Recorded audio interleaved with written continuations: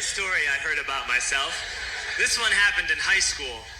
We had this teacher in high school whose kid went to our high school. His name was Mr. McNamara, and his son Jake McNamara went to our high school. He was a sophomore when I was a senior, so he was 2 years behind me. And Mr. McNamara was an asshole.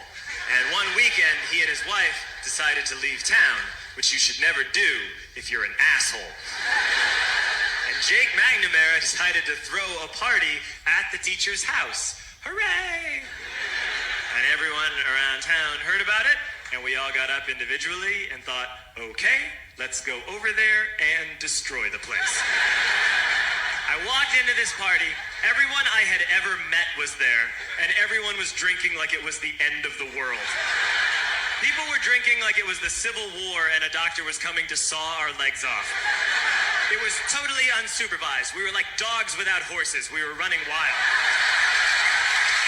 I walked down to the basement. They had a pool table in the basement.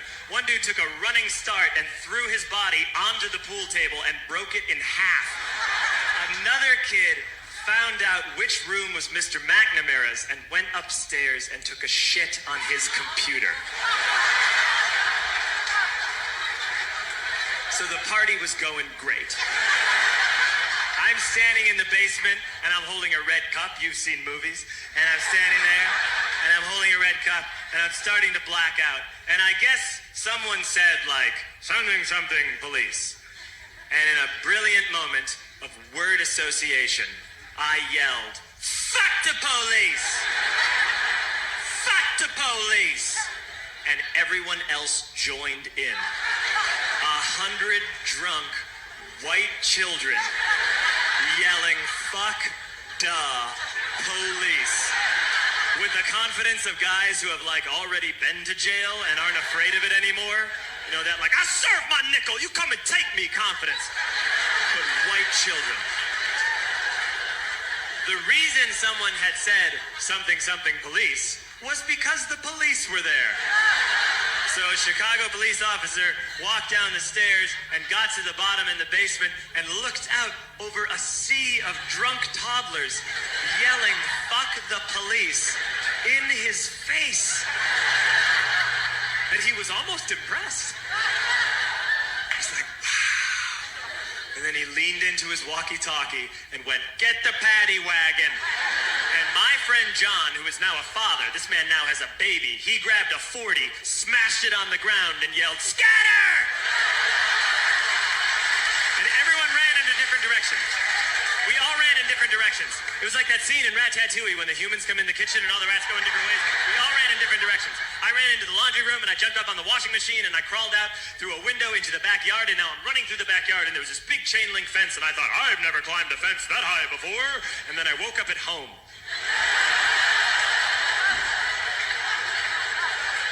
On Monday, I went to school because that's what we did back then. And I'm walking into the school building, and who do I see but Jake McNamara? And he says to me, hey, were you at my party on Saturday? And I said, no, you know, like a liar.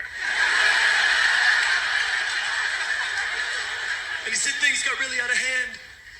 Someone broke the pool table. Someone took a shit on my dad's computer. But the worst thing, he says, the worst thing is that someone stole these old antique photos of my grandmother, and my parents are freaking out about it. And I had that thought that only blackout drunks and Steve Urkel can have.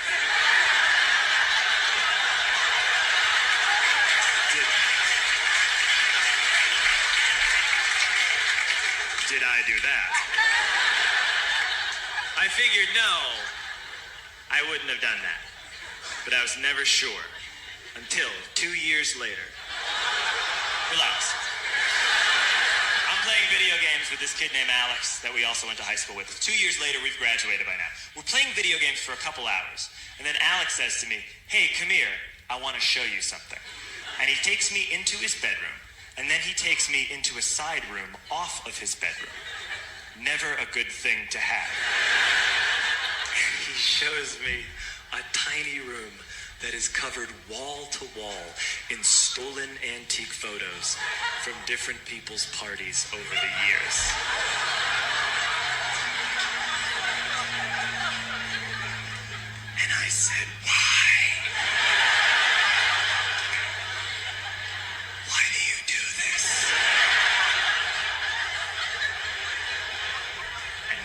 said, because it's the one thing you can't replace.